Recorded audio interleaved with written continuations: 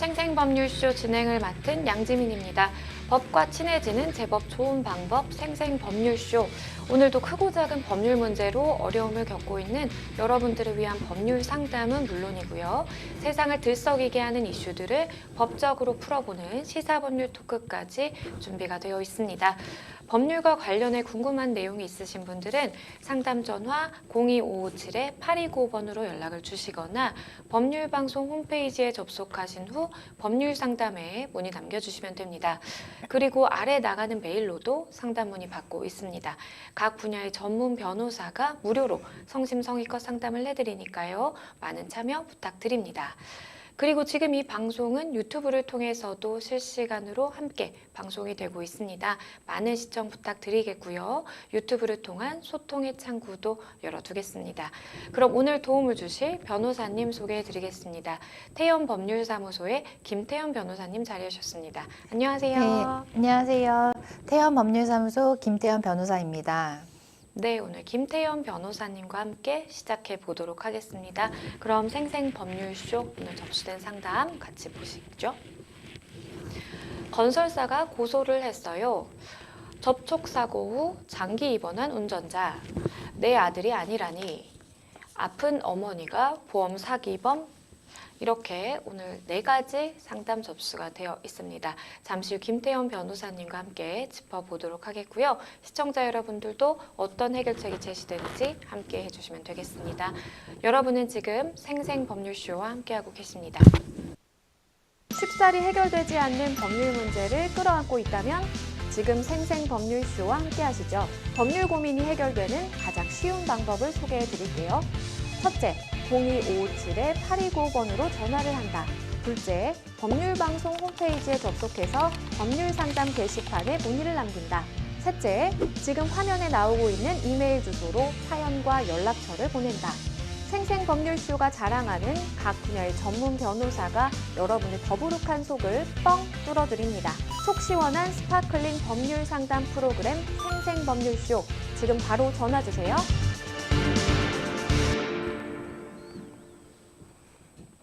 네, 생생법률쇼에서는요, 시청자 여러분들이 법과 친해지기를 바라는 마음에서 마련된 코너가 있습니다. 오늘 수요일에는요, 변호사가 알려주는 실전소송 팁 을지로 준비가 되어 있습니다. 을들이 알아야 하는 법 을지로. 오늘은 어떤 내용 가지고 오셨을까요? 네, 이제 오늘은 많은 분들이 궁금해하시는 탄원서에 대한 이야기를 해보려고 합니다. 네, 탄원서 많은 분들이 들어보시긴 하셨을 것 같은데 구체적으로 탄원서가 뭔지 좀 짚어주시죠. 네, 탄원서는요, 개인이나 단체가 국가나 공공기관을 대상으로 억울한 사정을 진술을 하거나 선처를 바란다는 내용으로 구성하는 의사표시의 문서인데요. 탄원서는 특별한 규정된 형식이 있는 것은 아니지만 기본적으로 탄원인의 인적사항, 피탄원인의 인적사항, 탄원 취지, 탄원 이유 등으로 구성을 하는 것이 일반적입니다. 네. 진정서가 불법행위에 대하여 불법행위자 또는 가해자에 대한 처벌을 요청하는 문서인 반면 탄원서는 개인이나 단체가 국가나 공공기관에 대하여 억울한 사정이나 선체의 내용을 진술하여 도움을 호소하는 문서입니다. 진정과 탄원은 고소 고발과 달리 대상에 대한 제한 규정이 없습니다. 탄원서 작성자는 사건에 대해 본인이 직접 탄원을 할 수도 있지만 제3자가 해당자의 억울함을 호소해서 선처를 요청하는 것이 더욱 효과적이라서 제3자분들이 많이 작성을 하시고요.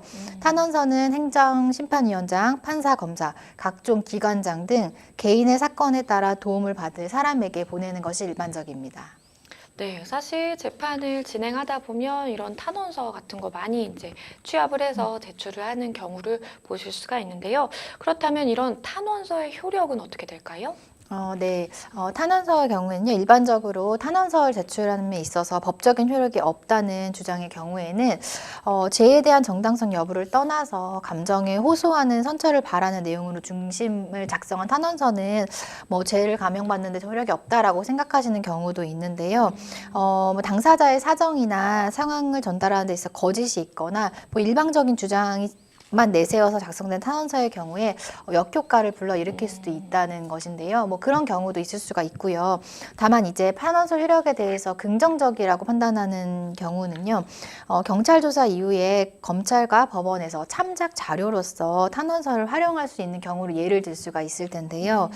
경찰 조사 과정에서 작성되는 서류의 경우에는 피의자 혹은 피해자의 입장을 충분히 반영을 해주지 않기 때문에 사건에 대한 생각을 충분히 전달을 해야지 유리한 사건이 진행이 될 수 있는데 사건 조사 과정에서 면밀한 검토가 되지 않는 경우에 탄원서를 통해서 그 상세한 검토를 가능하게 하는 역할을 하기 때문인데요. 경찰 조사 과정에서 미처 반영되지 않은 범죄 사실을 뒤집을 만한 증거나 핵심적인 내용이 있을 경우에는 영향력이 클 수 있습니다. 또한 주변 인물들의 생계와 직결된 문제가 탄원서 내용에 언급되어 있을 경우에 선고 형량을 감안하는 경우가 많기도 한데요. 예를 들면은 서울고등법원의 한 판사는 피고인의 어린 자녀가 부모가 없으면 생계 수단이 전혀 없다라는 내용의 탄원서를 제출한 것을 참고를 하셔서 범행 내용을 충분히 고려하여 가능한 범위 안에서 선처를 한다라고 판시를 하기도 했는데요. 이것도 특별한 상황이긴 하지만 성폭력 피해자가 여러 가지 사유로 가해자를 용서한다는 내용의 탄원서를 제출하는 경우에 양형 요소의 하나로 참작하는 경우도 있습니다.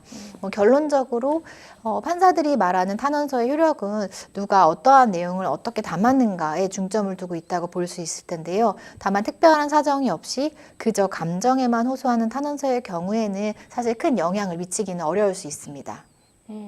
그러면 탄원서를 작성할 때 혹시 유의해야 될 점 아니면 또 준비해야 되는 사항이 있다면 어떤 게 있을까요? 네. 이제 탄원서 작성 방식에는요, 정해진 방법이 있는 것은 아니지만 특별한 행위를 요구하는 내용을 담긴 해야 되기 때문에 논리정연하게 상황을 설명할 수 있어야 하는데요. 탄원서를 통해서 이제 행정기관의 정확한 조사나 수사를 의뢰할 수 있기 때문에 육하 원칙에 의해서 사고 상황을 명확하게 서술하시는 것이 중요합니다. 네. 적절한 행정처분을 유도하기 위해서는 전문 법무사나 변호사의 도움을 받아서 기재를 하는 것도 도움이 될 수 있을 것 같고요. 우선 이제 정리를 해서 좀 말씀을 드리면 탄원서 작성하실 때 한 5가지 정도를 참고하시면 좋을 것 같은데요. 우선 핵심 사항을 전달을 하셔야 합니다. 네. 탄원서는 권리 의무 관계, 사실관계를 객관적이고 명확하게 입증해야 하는데요. 수신하시는 관청에서 확인하기 쉽도록 전달하고자 하는 내용의 핵심을 일목요연하게 정리하여 작성하시는 것이 바람직합니다. 두 번째로는 진실만을 기재를 하셔야 하는데요.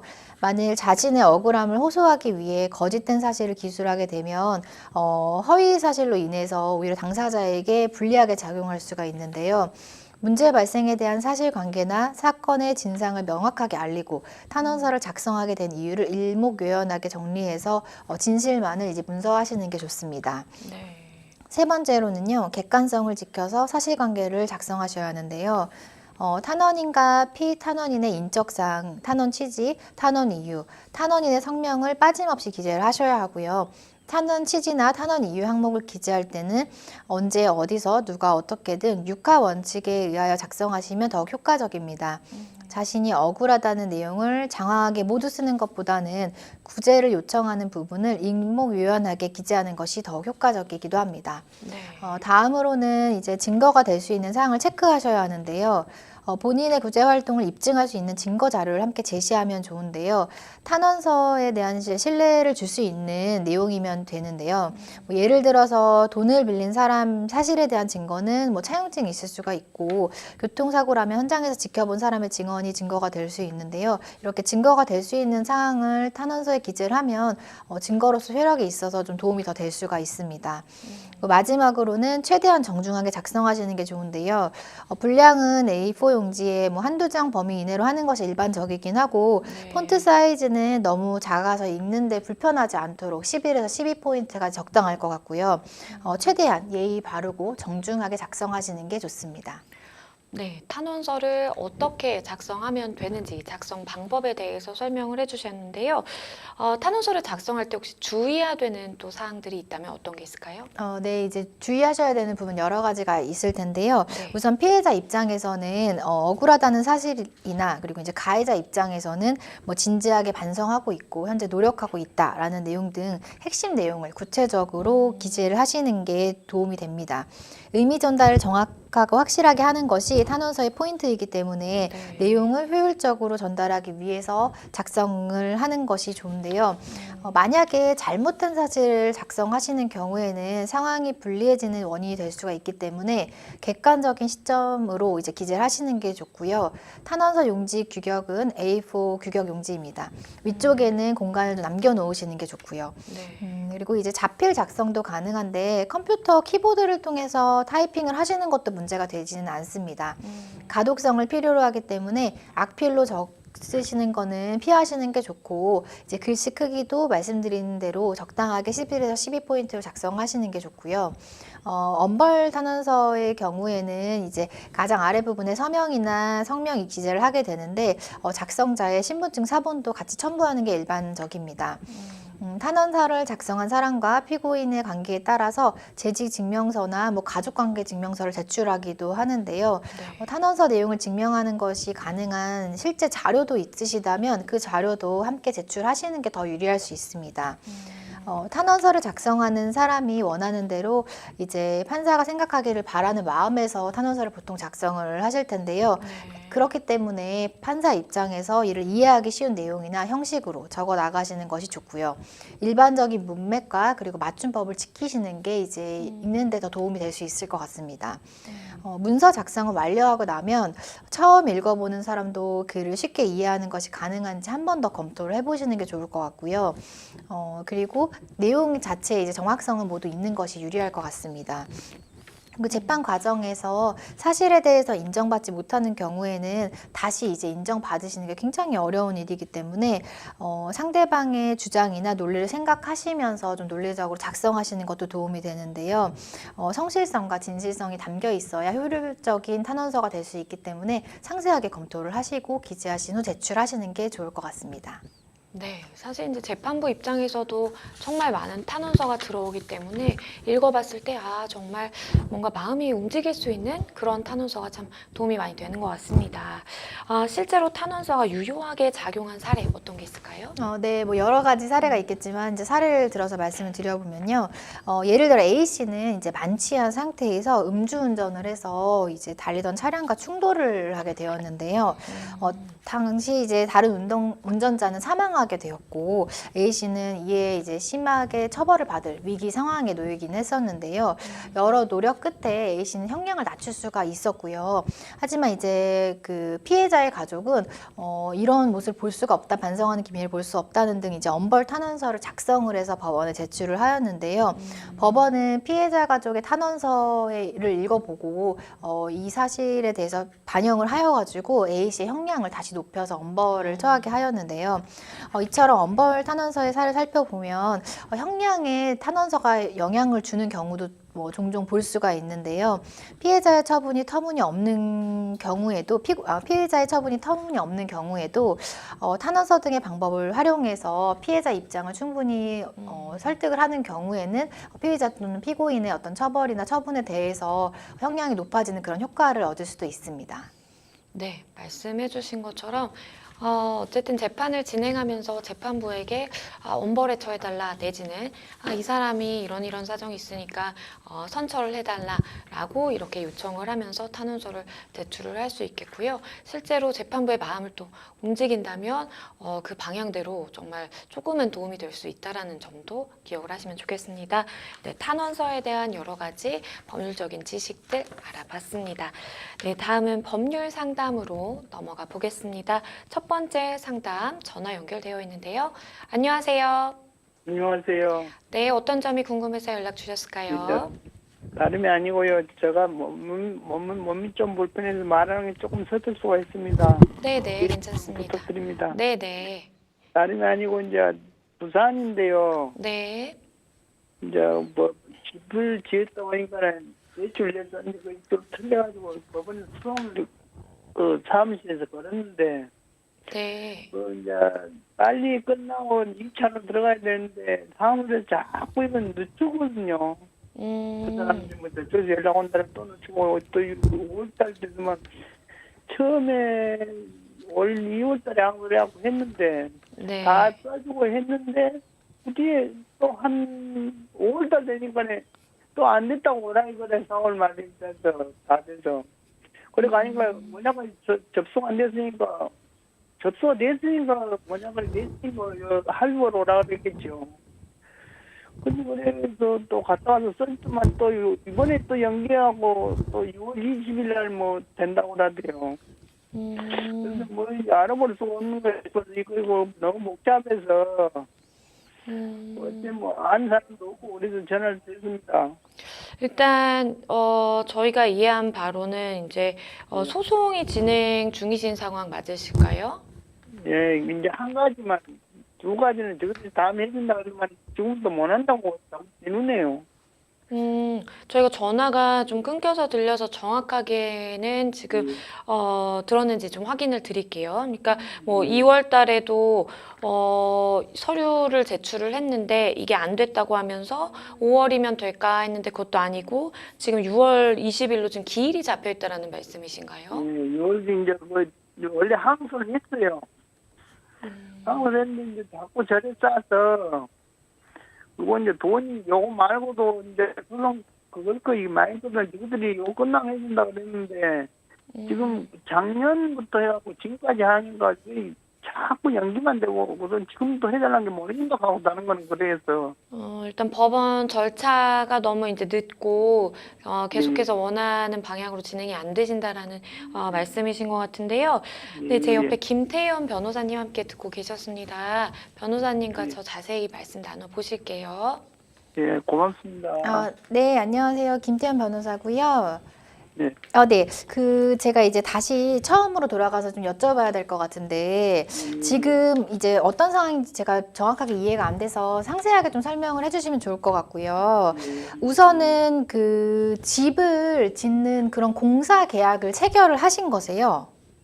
공사를 해서 이제 집을 지었는데요. 아, 집을 지으셨어요? 네. 예, 이제 지금 처음에 이제 계약을 할 때 네. 돈이 너무 많이 치나니까 지금들이 날 2천만 원을 붙여주는 것 같더라고요. 근데 뒤에 통장 보니까 붙였는데 그걸 이때금 뭐 1년이나 이렇게 2년이 들어가지고 말이 없으면 인자도 소송 걸면서 그걸 아, 그러니까 지금 공사비를 잡아놓고 그걸 달라고 하는 거라요. 네, 그러니까 집을 지으셨는데 집을 지을 때 돈이 부족하셔서 돈을 빌리셨다는 말씀이신 거죠? 내가 빌린 게 아니죠. 지금들이 준 거죠, 그냥. 아, 빌려줬다고요? 네, 아니 빌려준 게 아니고 그냥 공사금 그러면서 이제 계약을 이제 1억 17억에 하면서요. 네. 16억 얼마에 하면서 이제 너무 비싸다고 하니까 2천만 원 저희들이 붙여주자고요, 은행으로. 2천만 원을. 예. 예, 그리고 이때금 말이 없더만 인자도 그걸 소송을 걸어갖고 그래서 이제 그것 때문에도 그렇고 이제 전칠 23억이 대출돼갖고 있는데 내가 도장 말하고도 저것들이 도장 찍어서 해주고 있고 그래요.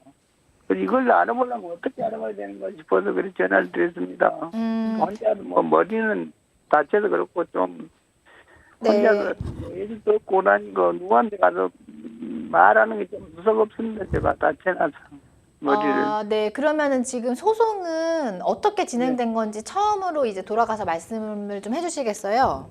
예, 소송은 처음에 작년 2002년도에 소송하고 이제 끝나가지고요. 2년도에 연말 돼서 끝나가지고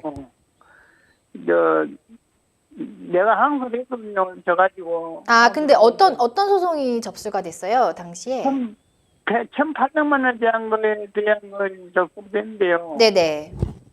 이제 그걸 해서 했지만은 그걸 1차로 이제 2차로 해갖고 작년 12월 달 아니면 끝나니까 이제 올 초에 그걸 또 집어넣어드리고 해. 그러고 합의 보라고 또 오라 그러더라고. 그래서 지하철 타고 왔다 늦어서 나도 시간이 늦어서 못 갔는데. 네. 그 뒤로 한 4월 달 되니까 소식이 없더만 4월 되니까 접속 안 됐다고 하면 새로 하러라는 거래요. 네네. 그래 또 가서 써주고 왔더만 지금 또 연계달아서 연기를 해줬거든요. 연기해 주니까 6월 20일로 잡혀가고 있는데 네. 이거 자꾸 끌어가지고 이제 모든 게 시효가 다 지나간다니까 지금 3년도 가까이 되니까. 그러면 지금 1심이 끝났고 항소심이라는 말씀이신 것 같고 예, 예, 패소를 예, 예. 해서 항소하셨다는 이야기이신 것 같은데 맞아요. 그럼 예, 예, 예. 판결문에 패소한 이유가 기재가 되어 있을 수 있는데 거기에 뭐라고 기재가 되어 있으세요? 그 지금 제가 다 보고 얘기를 못 내드리고요. 네네. 이제 이걸 끝나고 나면은 네. 이제 23억에 대한 거를 이걸 서류를 받은 해주기를 해주기로 했는데 이제 와서는 자꾸 끌으면서 2년 이상 끌으면서 이제 못 해주겠다 얘기를 해요. 그래서 이걸 어디 물어봐야 되는가 싶어서 전화를 드렸습니다. 나가 뭐 우리 애들도 없고 아무도 없고 내 혼자만 있어서 이제 우리 사람하고도 외국 사람도 이혼해 부르고 네. 그러니까 조금 어디가 말을 제대로 못하니까 오늘 용기를 내갖고 전화를 드립니다만은 저 조금 그런 거 있습니다. 그래서 이걸 알아볼 수가 있으면 좀 알아봤으면 싶어서 그래서 전화를 드렸습니다. 아, 죄송합니다. 그러면 지금 궁금하신 게 지금 네, 소송에서 패소하신 거를 어떻게 승소할 수 있냐 그게 궁금하세요? 아니면 승소는 떠나서요. 네네. 다른 걸 이제 그것들이 중공을 늦게 끝나가지고 뭐 13개월인가 늦게 끝나가지고 이제 내가 처분됐 그걸 내가 도장을 안 찍었는데 지금 도장 찍었다고 다 그렇게 해서 만들어놓은 서류를 그거는 이게 이것이 20도 그 대출금 23억이 됐는데 나는 10억밖에 안 찍어줬거든요. 그리고 어째 나는 가다고 도장만 찍어줬는데 그게 어째 도장을 찍어줘갖고도 이번에 이 소송 걸린 데서 이거를 안 하고 그거를 자꾸 사무장 해갖고 나보고 이제 확인해달라고 그래서 나 보내준다고 이러면서 갖고 왔더만은 그걸 도로 갖고 오라고 그랬더니 안 갖다 줬거든요. 아, 그러니까 지금 그 도장을 그러니까 날인을 안 하셨는데 예. 그 상대방 다 쪽에서 다 날인을 자기들이 임의로 했다는 말씀이세요? 임의로 했는 거는 모르는데 나한테 우리 집에 와서 했고 왔는가는 모르겠어요. 우리 집에 이제 혼자 있다고 병원 다니다 보니까 저 병원을 때가 많이 있었거든요. 그럼 그 도장은 상담자분 도장이 맞으세요? 그 날인한 도장은?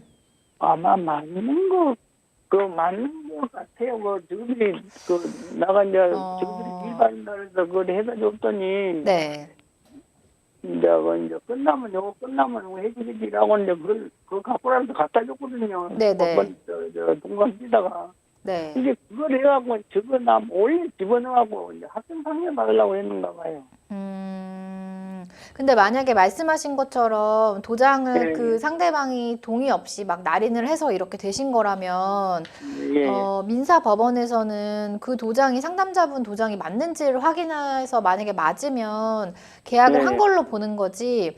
그래서 제가 볼 때는 만약에 그게 도장 자체에 날인을 하신 적이 없는데 이런 문제가 생기시면은 형사 네. 고소를 하셔야 될 것 같아요.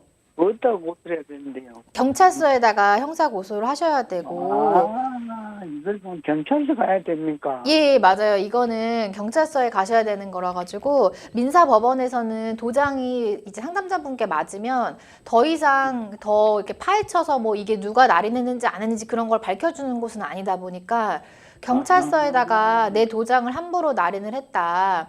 그래서 뭐 사문서를 뭐 지금 위조했다, 동행사했다, 행사했다라는 취지로 말씀을 하시고 이 내용을 설명하시면 민원실에서 그럼 이런 식으로 기재를 해서 달라고 하실 거예요. 그럼 거기다 접수를 하셔서 경찰에서 CCTV도 확인하고 뭐 그런 식으로 확인을 해보셔야 될 것 같아요. 그럼 또 한 가지만 더 죄송한데요. 네네. 이런 서류 같은 거를 이제 저들이 나 몰래 해서 했는데 네. 그걸 제출해갖고 확정 판결을 저들이 받았으면은 그걸 알아보려면 어떻게 알아봐야 됩니까? 제가 그 뒷부분이 좀 잘 안 들렸는데 야, 이게 서류를 내서 내가 얼마 쌓고 내가 날렸다는 걸 얘하고 저들이 나 몰래 이제 이걸 서류를 받으려고 했다니까 판결을 받으려고 했는데 그걸 아마 그건 또 했을 거예요. 이렇게 오래 끌 그게 없는데 이게 돈은 얘한테 받아먹고 일은 저쪽에게 해준 거죠. 그러니까 우리 상담자분 도장을 임의로 허락을 받지 않고 사용해서 뭔가 뭐 확정 판결을 받았다라든지 이런 사실이 있는지 없는지를 어떻게 확인하냐라는 말씀이실까요? 맞습니다. 아, 예. 몰랐어요. 아, 네네. 그러면은 그거는 법원 민원실에 가시는 법원 민원실에다가 주민번호를 불러주시고 혹시 저한테 접수된 사건이거나 뭐가 있는지 확인해 달라고 하면 확인을 해주시거든요. 아, 이걸 법원, 그, 변호사들한테 가니까 처음에는 다 그렇게 해주더만은 네. 한 3년 지나면은 내가 똑같아요, 그냥. 그리고 이제 너가 경찰서 가야 되고 뭐 법원에 민원실에 가야 되네요. 네, 일단은 어느 정도 질문하신 부분에 대한 답변이 되셨을 것 같은데요. 그러니까 내가 도장을 날인하지 않았는데도 내 도장을 누가 가져가서 임의로 이렇게 서류를 위조했다라고 하면 경찰에 가서 지금 고소를 하셔야 되는 상황이신 거고요. 더불어서 나와 관련된 사건들이 좀 어떻게 돼가고 있는지, 혹시나 있는지 확인을 하고 싶다라고 하시면 이제 법원 민원실에 가셔서 신분증이라든지 제시를 하시고 하면 알려주실 거예요. 그래서 혹시 또 진행을 하시다가 궁금하신 사항 있으시면 연락 주시면 또 그때 상담해 드리겠습니다. 네, 오늘 전화 주셔서 감사합니다. 네, 고맙습니다. 네, 일단은 지금 말씀하시는 게 저희가 뭐 정확하게 이해를 했는지는 뭐 100%는 잘 모르겠긴 한데 일단은 그 점이 가장 궁금하셨던 것 같아요. 내 도장을 뭔가 사용해서 어떠한 서류가 날인이 됐는데 그 부분을 좀 어떻게 해결할 수 있는지, 그리고 이제 그걸 이용해서 혹시나 뭔가 판결이라든지 뭔가 받은 게 있지 않을까라는 좀 걱정이 되셔서 이걸 좀 어떻게 알아볼 수 있을지 고민을 하셨던 것 같습니다. 변호사님께서 마지막으로 조언 주신다면 어떤 게 있을까요? 네, 이제 그 도장을 본인 도장은 맞는데 내가 날인을 안 했는데 날인이 돼 있었다. 그런 말씀 하시는 경우가 가끔 있긴 하거든요. 그런데 사실 그 법원에서 판단을 할 때는 그게 내 도장이 맞는지를 보고 도장을 건넨 게 사실이기 때문에 도장이 날인이 됐다고 하면 도장의 효력이 있다고 보통 판단을 하기 때문에 사실 만약에 상세하게 내가 이 도장을 준 적도 없고 건넨 적도 없는데 내 도장이 날인되어 있는 거다라는 걸 주장하시려고 하면 경찰 고소 진행을 통해서 경찰 수사를 통해서 이게 어떻게 된 것인지 CCTV라든지 그런 여러 가지 정황을 확인해서 하시는 게 좋을 것 같거든요. 그래서 그런 경우에는 민사법원에서 그런 것까지 상세하게 도와주기는 어렵다 보니까 형사 고소가 더불어 진행이 돼야 될 수 있으니 그 부분을 좀 참고하시면 도움이 되실 것 같습니다. 네, 경찰에 가셔서 지금 저희에게 말씀해 주신 사항 그대로 말씀하시고 형사 고소를 진행을 해보시는 게 어떨까라는 생각이 듭니다. 잘 해결이 되시면 좋겠습니다. 여러분은 지금 생생법률쇼와 함께하고 계십니다. 쉽사리 해결되지 않는 법률 문제를 끌어안고 있다면 지금 생생법률쇼와 함께하시죠. 법률 고민이 해결되는 가장 쉬운 방법을 소개해 드릴게요. 첫째, 01557-8295번으로 전화를 한다. 둘째, 법률방송 홈페이지에 접속해서 법률상담 게시판에 문의를 남긴다. 셋째, 지금 화면에 나오고 있는 이메일 주소로 사연과 연락처를 보낸다. 생생법률쇼가 자랑하는 각 분야의 전문 변호사가 여러분의 더부룩한 속을 뻥 뚫어드립니다. 속 시원한 스파클링 법률 상담 프로그램 생생법률쇼, 지금 바로 전화주세요. 네, 저희는 다음 상담으로 가보겠습니다. 다음 법률방송 이메일을 통해 접수된 내용입니다. 함께 보시죠. 저는 휴일마다 집 근처 공원에 가서 산책을 하는데요. 얼마 전에도 차를 몰고 공원으로 가는 길이었습니다.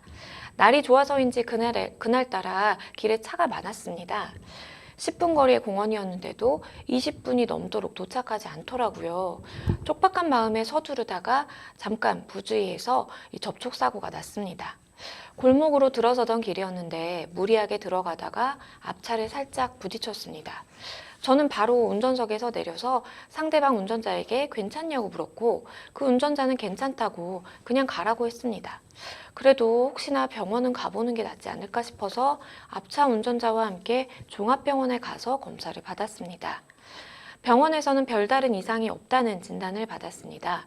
그런데 그날 저녁 상대 차량의 운전자가 갑자기 사고로 몸이 아프다면서 병원에 입원을 했다는 겁니다. 현재 그 운전자는 한 달 넘게 퇴원을 하지 않고 있습니다. 병원으로 옮겨서 입원하고 또 한 달 넘게 치료를 한다고 하니 억울한 마음이 드는데요. 제가 어떻게 해야 될까요? 일단 큰 사고는 아니었고 이제 가벼운 접촉 사고가 발생했는데 상대방 운전자가 괜찮다 이렇게 했다가 갑자기 이제 입원을 하고 그것도 한 달이 넘게 지금 계속해서 입원을 해 있는 그런 상황입니다. 일단 이 상황에서 당연히 우리 상담자분 좀 억울한 마음이 드실 것 같긴 한데 변호사님은 좀 어떻게 보셨을까요? 네, 이런 상황을 경험하신 분들 많으실 것 같은데요.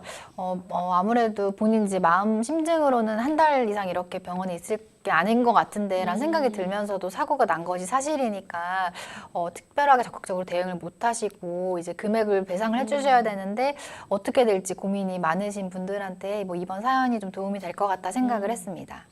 네, 사실 이제 자동차 사고가 발생하게 되면 보험사가 이제 상대방 차주에게 뭔가 보험금을 지급을 하게 되고 이제 차량 수리라든지 뭔가 대인 대물 다 이제 맡아서 처리를 해주는 건데 그런데 사고에 대해서 사고를 낸 개인이 금전적으로 배상을 해야 되는 경우도 있을까요? 네, 이제 통상적으로는 우리가 대인 대물을 모두 가입을 하기 때문에 보험 가입 범위 내에서 처리가 되기 때문에 보험사에 다 해주기는 하지만 가끔 이제 이 가입 범위 자체가 책임보험처럼 제한적인 경우에는 일부는 개인이 배상을 해야 되는 경우도 발생할 수 있습니다. 네, 사실 개인마다 가입해둔 보험의 이제 그 금액이 다 다르기 때문에 아마도 이 범위를 넘어서는 부분에 대해서는 내가 책임을 져야 되는 부분도 있을 수 있다라는 말씀이신 것 같은데요. 그런데 이제 이렇게 아프지 않은데도 뭔가 보험금을 받을 목적으로 병원에 오래 있으면서 계속 나 여기 아프다, 저기 아프다 하는 경우, 그럼 이 부분에 대해서는 법적으로 어떻게 봐야 될까요? 네, 이제 만약에 이런 게 고의적으로 진행된 사건이고, 뭐 본인이 피해를 입지도 않았는데 피해를 입은 것처럼 하는 경우에는 뭐 법률적으로 보험 사기가 성립할 수도 있습니다. 법률적으로는 보험 사기가 성립할 수도 있다라는 말씀 해주셨는데요. 상대방이 그러면 지나치게 과한 보상을 요구하는 경우, 이런 경우 굉장히 좀 많을 것 같아요. 이때 어떻게 대처하는 게 현명할까요? 네, 이제 우선은 뭐 여러 가지 방법이 있을 수는 있을 텐데요. 결국에는 지금 사고가 발생한 것 자체는 사실이기 때문에 그쵸. 사고를 조작한 경우는 아닌 것 같고, 결국에는 그 피해 배상의 범위가 어디까지냐는 사고로 인해서 발생한 그 피해 범위를 확인하시는 게 제일 좋으신데요.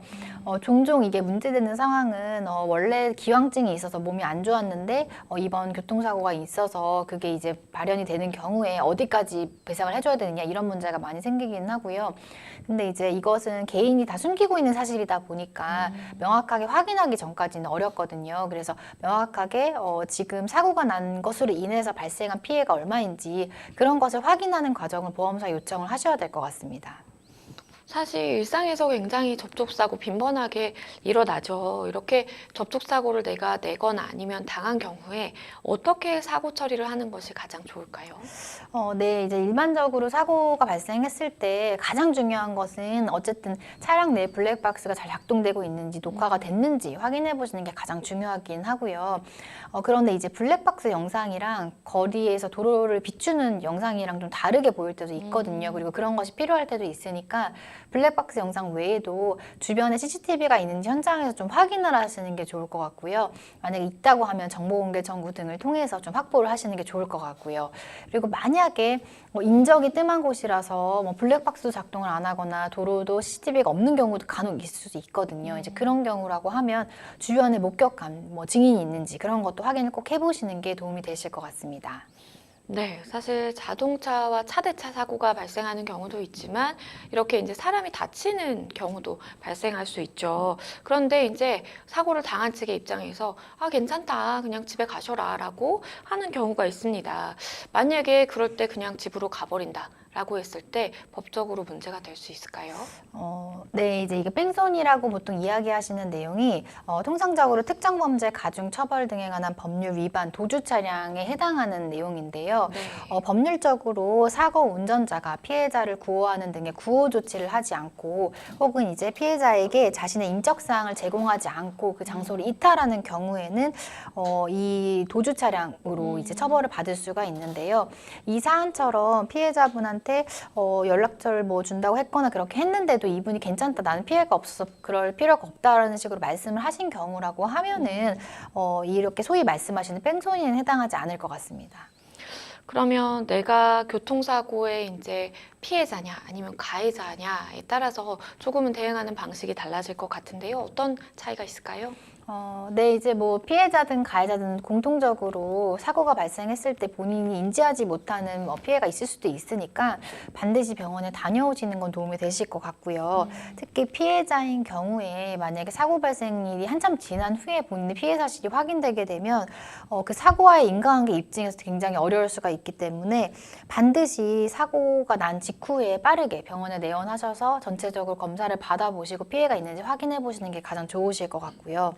이제 가해자의 경우에는 이제 사고 당시에는 인지하지 못했던 어떤 피해가 늘어나는 게 가장 문제이거든요. 네. 그래서 사고 당시에 반드시 피해자 상황을 정확하게 확인을 하시고 어느 정도 상태였는지 보시고 그다음에 사고가 발생했던 그 정도라든지 그런 것을 입증할 수 있는 자료를 앞서 말씀드린 것처럼 CCTV라든지 증인 등을 확보하는 방식으로 준비하시는 게 가장 중요할 것 같습니다. 네, 앞서서 보험 사기에 대해서 언급을 해주셨는데 사실 보험 사기도 굉장히 빈번하게 발생한다라고 알려져 있죠. 보험 사기와 관련해서 법원은 어떤 양형 기준을 가지고 있을까요? 네, 이제 보험 사기 같은 경우에는요, 특별하게 특별법을 제정을 해서 보험 사기 방지법을 마련해 두기도 했는데요. 보험 사기 행위로 보험금을 취득하거나 제3자에게 보험금을 취득하게 하는 경우에는 10년 이하의 징역 또는 5천만 원 이하의 벌금형이 선고가 되기도 하고요. 상습부로 이런 보험 사기에 이르는 경우에는 그 형량에서 2분의 1까지 가중될 수 있습니다.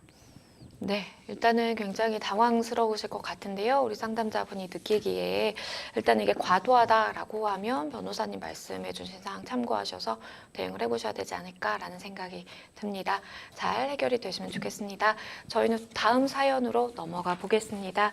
다음 법률방송 이메일을 통해 접수된 내용입니다. 함께 보시죠. 결혼 22년 차인 저희 부부에게는 아들이 하나 있습니다. 외동아들인 우리 아이는 말썽 한번 부리지 않고 몸도 마음도 건강한 청년으로 성장해서 군입대를 앞둔 나이가 됐죠. 그런데 얼마 전 군입대 신체 검사를 받는데 아들의 혈액형이 조금 이상했습니다. 그동안 제가 알고 있던 혈액형도 아니고 저희 부부의 혈액형에서는 나올 수 없는 혈액형이었습니다. 불길한 생각은 끊이지 않았습니다. 별의별 의심이 꼬리에 꼬리를 물었고 이러느니 깔끔하게 유전자 검사를 하는 게 나을 것 같아 유전자 검사를 진행했습니다. 놀랍게도 유전자 검사 결과 아들은 제 아이가 아니었습니다. 아내는 아들을 임신했을 즈음 다른 남자와도 관계가 있었고 누구의 아이인지도 모른 채 결혼을 했다고 합니다.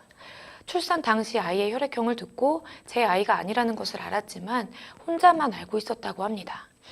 20여 년 전 제가 가장 소중하게 생각했던 가정이 일순간 무너졌습니다. 깊은 고민 끝에 이혼 절차를 밟으려 합니다. 이제 어떻게 하면 될까요? 일단 결혼 22년 차세요. 그리고 아이도 이제 사실 다 자라서 이렇게 군입대를 앞둔 시점인데 충격과 배신감이 상당했을 것 같다라는 좀 생각이 듭니다. 만약에 이런 경우 우리 상담자분이 처한 이런 상황 이혼 사유가 될까요?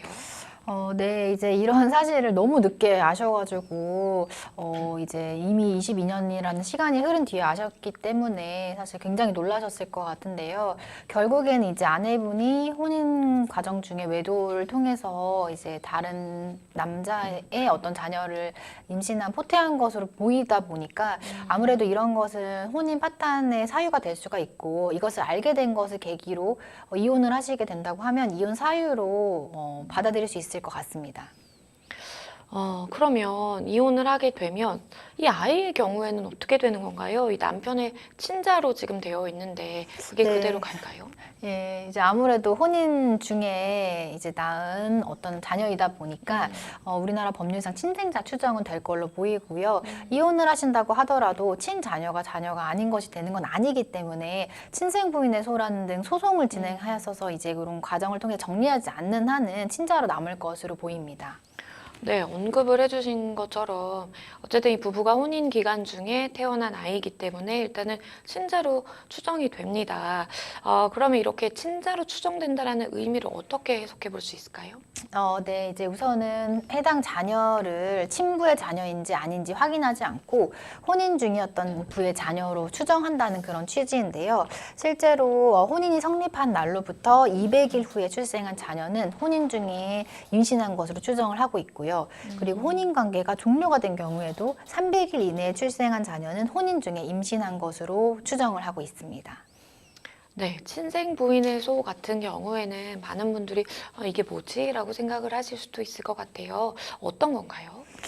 네, 일단 우선은 이제 친생자 추정 제도가 좀 이상하다 생각하시는 분도 있으실 것 같아서 그거부터 말씀을 드리면 네.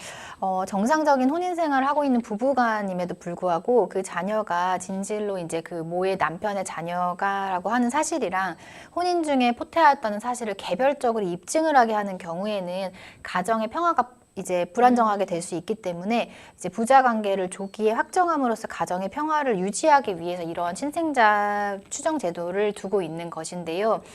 이것을 부인하기 위해서는 이제 2년 내에 그 사실을 안 나눠도 2년 내에 이거 소송을 진행을 하셔야 된다는 건데요.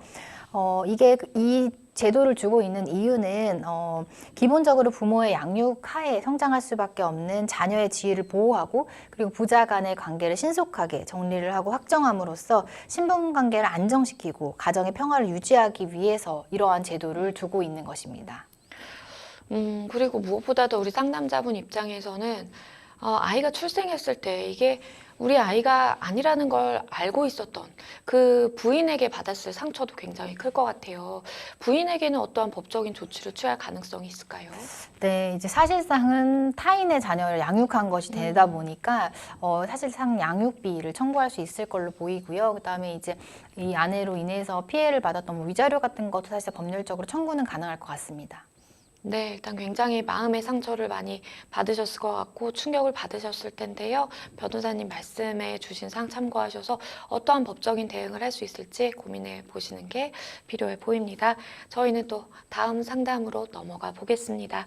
다음 법률 방송 이메일을 통해 접수된 내용입니다. 함께 보시죠.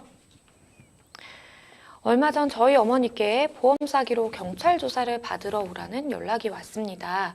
어머니께서 편찮으셔서 병으로 입원도 또 수술도 받고 보험금을 받은 건데 그런 것들이 보험 사기로 의심이 된다는 건데요. 보험이 여러 개 있다고 보험 사기인가요? 이 보험을 드는 이유는 아플 때를 대비해서인데 보험이 많다고 해서 보험 사기로 의심받는 것이 이해가 되지 않습니다.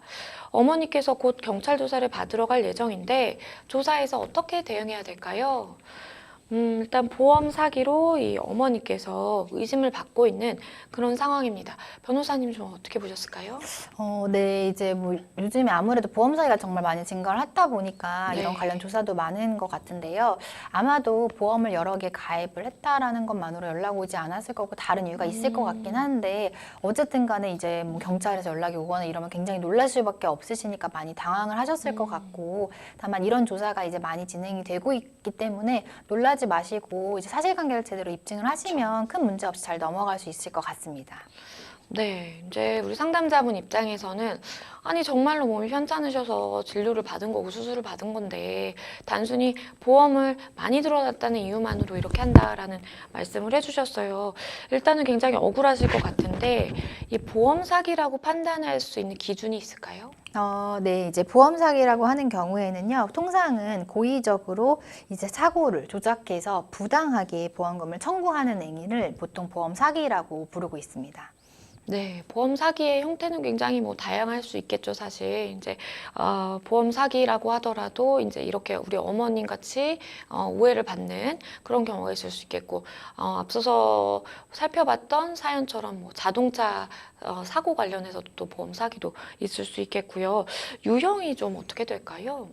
네, 이제 유형은 변호사님께서 말씀하신 것처럼 굉장히 다양할 수가 있는데요. 가장 많이 이제 발생하는 거는 교통사고 관련된 보험 사기고요. 그다음에 이제 의료보험 관련된 것이 가장 많다고 볼 수가 있고요. 그 밖에도 뭐 손해보험 등등 보험을 가입할 수 있는 모든 종류의 행위를 사기를 통해서 이제 보험을 취득하는 경우에는 이제 모든 보험 사기라고 볼 수가 있을 것 같고요. 그리고 이제 보험 사기 유형을 뭐 방식에 따라서 좀 분류를 해보면요. 고의적으로 사고를 유발하는 경우도 있고 보험 사고가 있긴 있었는데 과장을 하는 경우도 있을 수가 있고요. 그리고 이제 보험 사고 자체를 위장하거나 날조하는 경우도 있을 수가 있습니다. 그러면 만약에 정말 보험 사기로 인정이 된다면 처벌 수위 어떻게 될까요? 네, 이제 오늘 보험 사기 사건이 계속 얘기 나와서 반복해서 한 번 더 말씀을 드리면요. 네. 보험 사기 행위로 인해서 보험금을 취득하거나 제3자에게 보험금을 취득하게 한 경우에는요. 10년 이하의 징역이나 5천만 원 이하의 벌금형에 처해질 수 있고요. 상습적인 경우에는 그 형에서 2분의 1까지 가중이 될 수가 있는데요. 만약에 이제 보험 사기 이득액이 50억 원 이상인 경우에는 무기징역 또는 5년 이상의 징역이 가능하고요. 이득액이 5억에서 50억 사이인 경우에도 3년 이상의 유기징역이 가능합니다. 보험 사기의 경우에는 뭔가 유죄 판단을 받게 됐을 때 그때 파장이 더 커질 수도 있다라는 이야기도 있던데요. 네, 이제 그 보험 사기 같은 경우에는 좀 특성상 한 번 하는 경우가 많지가 그쵸. 않고 상습적으로 하는 경우가 많다 보니까 보험 사기 어떤 행위로 인해서 조사를 받다가 과거에 적발되지 않았던 사기 행위가 들통나는 경우가 많아서 아마 이렇게 말씀을 많이 하시는 것 같습니다. 네, 일단은 우리 상담자분의 어머니께서 경찰 조사를 앞두고 있다라는 말씀을 해주셨는데 그렇다면 이 어머니께서 조사를 받을 때 어떻게 조사에 임해야 될까요? 일단은 지금 상담자분 입장은 보험 사기는 전혀 아니다. 보험을 많이 가입을 한 것뿐이다라고 주장을 하시는 것 같은데요. 이제 그렇다고 하면 진실하게 사실관계를 소명하시면 될 것 같은데 아마도 이제 보험 사기 조사가 나오는 경우에는 단순하게 보험을 여러 개 가입했다고 해서 나오는 것은 아니고 아마 뭔가 보험금을 청구하는 과정이라든지 뭐 예를 들면 뭐 의료보험 같은 거를 진행을 하시는데 뭔가 의료보험이 되지 않는 것을 의료보험이 될 수 있는 상황을 만든 것처럼 보이는 어떤 단서가 있다거나 오해할 만한 어떤 정황이 있는 것이 일반적이거든요. 그래서 우선은 그 담당 수장한테 연락을 하셔가지고 어떤 부분에서 이게 의심이 있어서 진행이 되는 것인지 한번 물어보시는 것도 도움이 되실 것 같고 미리 준비를 하셔서 오해 없이 설명을 하시면은 제가 볼 때는 뭐 불송치 결정이 난다는 등 잘 조기에 처리가 될 수 있을 것 같습니다. 네, 사실 이제 우리 상담자분 어머님 같은 경우도 그렇지만, 난 정말 보험 사기를 저지르지 않았는데 억울하게 이렇게 보험 사기를 노리고 이런 뭐 치료라든지 이런 걸 받은 것처럼 이렇게 억울하게 몰리는 경우가 좀 덜어 있는 것 같아요. 이런 경우에 어떻게 대응하는 것이 현명할까요? 네, 일단은 앞서 말씀드린 것처럼 보험 사기 같은 경우에 보험을 단순히 여러 건을 가입했다고 해서 조사가 이렇게 접수되고 그런 경우는 많지는 않고 만약에 설령 그런 경우가 있다고 하면 뭐 예를 들면은 어떤 보험 사기가 추정되는 큰 병원이 있어서 그 병원의 환자들을 모두 전수 조사를 한다거나 뭐 그런 경우는 있을 수가 있어요. 그런데 특정인 개인인데 갑자기 그분한테만 조사가 들어온다는 것은 통상적으로 어떤 오해할 만한 정황이 발생을 한 거거든요. 그래서 어떤 부분이 문제가 됐던 건지 그 부분을 명확하게 검토를 해보시는 게 좋을 것 같고 뭐 예를 들면은 뭐 병원 관련된 어떤 의료보험 사기로 지금 문제가 됐다 하시면 병원에 내원을 하셔가지고 진로 기록이나 이런 것들을 전부 자료를 확인해 보시는 게 좋을 것 같고 교통사고와 관련된 보험 사기로 의심을 받으신다고 하면 어떤 부분이 그런 건지 보험사한테도 확인을 해보시고 뭐 경찰에도 그 내용을 확인해 보시는 등 상세하게 그 자료를 확인해 보시는 게 좋고요. 그 사안별로 오해를 발생시킬 수 있는 경우는 굉장히 다양하기 때문에 그 사안별로 면밀하게 좀 검토를 하신 다음에 뭐 변호사랑 상의를 하셔가지고 어떤 부분은 어떻게 방어를 하셔야 되는지 그리고 오해할 부분이 있다면 어떻게 이걸 해소하셔야 되는지 좀 방안을 같이 검토를 받으신 다음에 준비를 하시는 게 좋을 것 같습니다. 네, 일단은 어머님이 몸도 좀 많이 안 좋으신 것 같은데 이런 상황에 처해서 굉장히 좀 마음이 안 좋으실 것 같아요. 마지막으로 간단하게 조언 주신다면 어떤 게 있을까요? 네, 이제 몸도 편찮으신데 이런 조사를 받으시게 돼서 많이 놀라셨을 것 같고 연세 있으신 분들이 경찰서를 한 번도 안 가보셨는데 그쵸. 이런 연락 받으시면은 굉장히 놀라는 경우가 많기는 하거든요. 하지만 어쨌든 이게 진실은 뭐 드러나기 마련이기 때문에 억울하게 이런 상황에 닥치셨다고 하더라도 소명을 정확하게 하셔가지고 보험 사기랑 무관하고 이제 보험금을 정당하게 청구한 것이라는 거 입증하시면은 잘 해결이 되실 수 있을 것 같으니까 미리 말씀드린 대로 준비해서 조사를 받으시면 될 것 같습니다. 네, 일단은 정말 보험 사기가 아닌 정말 상황이다 보니까 소명만 잘 하시면 잘 해결되지 않을까라는 생각이 듭니다. 잘 해결이 되시면 좋겠습니다. 네, 생생법률쇼 마칠 시간이 다 됐는데요. 오늘 함께 해주신 김태현 변호사님 감사합니다. 감사합니다. 네, 오늘 저희가 준비한 순서 여기까지입니다. 시청해주신 여러분 고맙습니다.